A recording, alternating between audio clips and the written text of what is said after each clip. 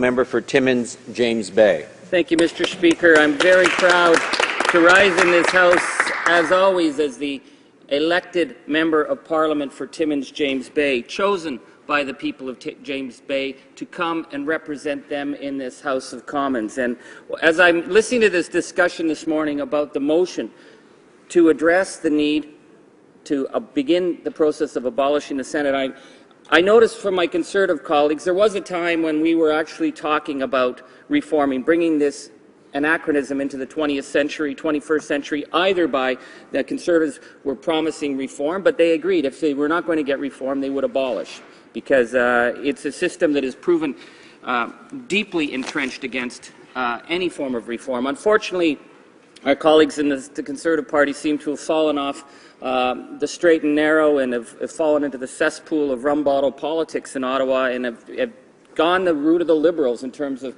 filling that Senate with a lot of very dodgy appointments and friends of the parties and hacks and people who flip pancakes at Conservative fundraisers, and really in 7 years have come forward with no real plan for democratic reform of the Senate. So we get back to the original question of abolition. As for my colleagues in the Liberal Party, they are very angry this morning, as they are angry about any efforts to hold their friends, the system of unaccountable, unelected friends of the party, to account. But, Mr. Speaker, what we're talking about is not an obscure constitutional debating point.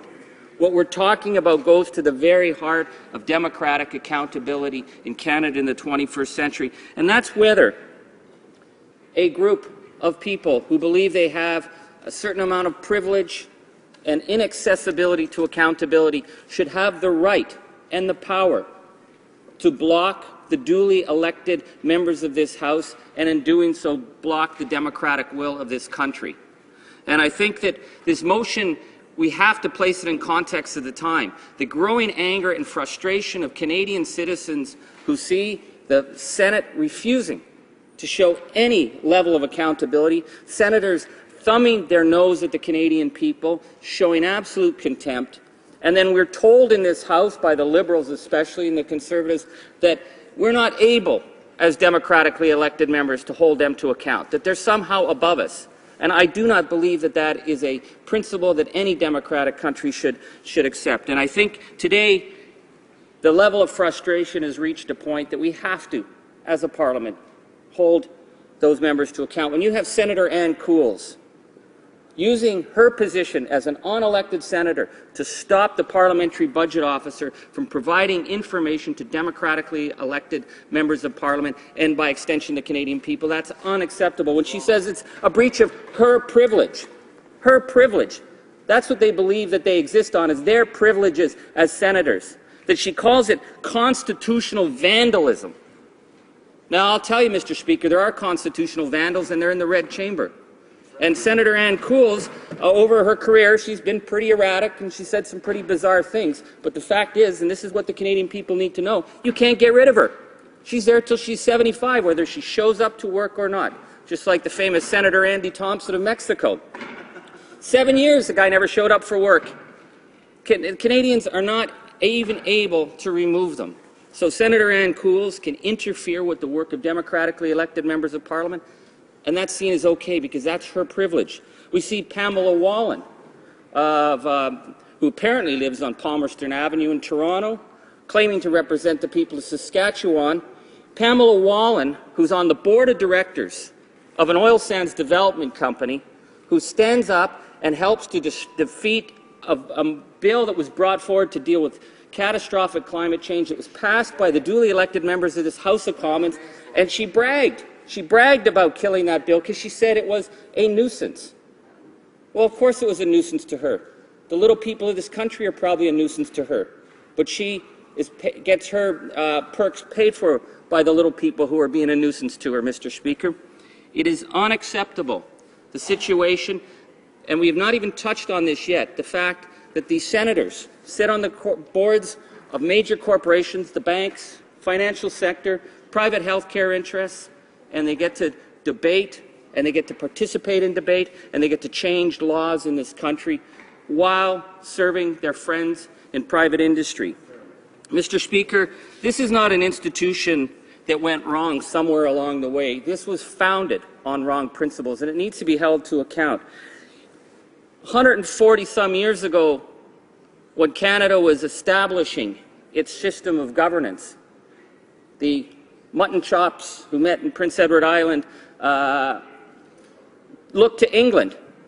And in England, they looked to the House of Lords. And the House of Lords was set up because they have their long history of exclusion and class exclusion and hereditary rights. That the British Parliament was set up, that there was the House of Lords above the House of the common people. The language itself speaks volumes. That they needed a check and balance on the rights of the common people. Mr. Speaker, and for people back home watching this, the common people, that's Canadians. And so the check and balance, we didn't have a history of peerage, and we didn't have a history of the aristocracy. So what they decided to come up with was the Senate. And in fact, Mr. Speaker, in some ways they chose something worse. Rather than what the British, with their lords and their men with titles, the Fathers of Confederation decided to pick cronies and friends of the party. And I think of G.K. Chesterton, who, comparing England to Ireland, said, well, what's worse than being priest-ridden is being squire-ridden. But Canadians have an even worse choice, that we are crony-ridden. Mr. Speaker, that is not a balance for legislative approval in a modern democracy.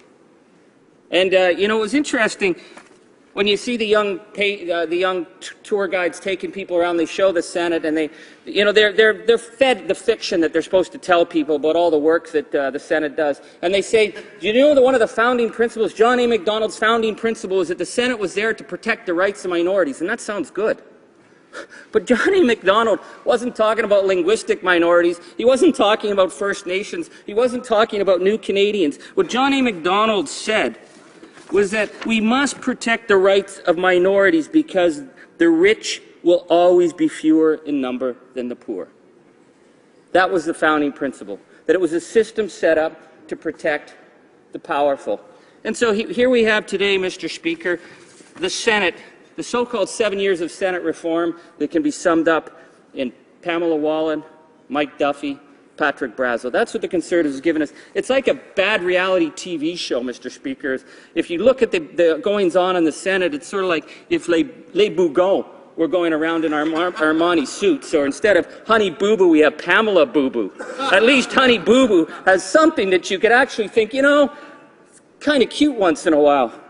But what we're seeing with the senators right now is a scandal that actually cuts to a constitutional issue. They were chosen by this Prime Minister. The Prime Minister has told Canadians he can personally vet all their residency requirements. And yet Pamela Wallin has a health card in Ontario. So she's either a resident of Ontario, or the people of Ontario are somehow being defrauded. So if she's a resident of Ontario, she's not eligible to say that she's a resident of Saskatchewan. So it's not good enough to say my heart's in Saskatchewan. You know, I go back to Saskatchewan. She's either a resident or she's not. Same with Mike Duffy. I mean, Mike Duffy, first he lived behind door number 1 down in Cavendish, and then hadn't been there in months. And then it was door number 2 he was supposed to be living in Charlottetown. Now door number 3, he's back to Canada. He's paying the money back, but he didn't rip the Canadian taxpayers off. He just didn't understand a form that said, my primary residence is within 100 kilometers of Ottawa. He didn't understand that, and every single year he ticked the box and walked out with $20,000. We see the same with Senator Patterson of no fixed address, but the senators tell us that all these men and women, because they tell us that they're eligible for the money, they get to collect the money. And I think that that's the frustration, Mr. Speaker, is that they are taking money from the taxpayers. They have an institution where it's their word, their pinky swear, that they're entitled to walk out the door with $20,000 in travel to represent regions that they don't live in.